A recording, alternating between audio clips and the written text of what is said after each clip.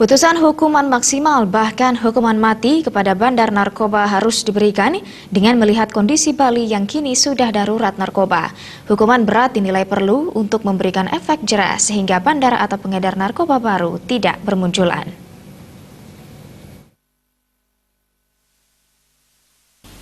Praktisi hukum Made Kartike berpendapat peredaran narkoba di Bali sudah begitu berjalan masif, bahkan sudah tergolong darurat narkoba.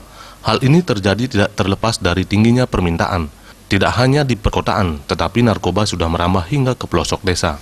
Kondisi ini tidak bisa dibiarkan jika Bali ingin bebas dari peredaran narkoba. Apalagi banyak para pemakai dan menjadi korban adalah mereka yang berusia muda.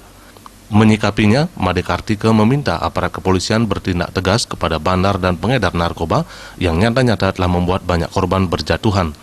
Hukuman mati atau hukuman maksimal harus diberikan untuk memberikan efek jera kepada bandar dan pengedar.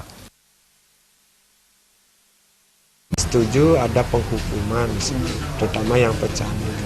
Kalau penyuplai, penjual, pengedar, distributor, atau bandar itu kalau memang terbukti secara hukum dia sebagai tadi itu, saya setuju itu dihukum mati saja atau hukum maksimal lah, karena mereka lah biang keladi atau biang kerok atau sumber dari petaka generasi muda.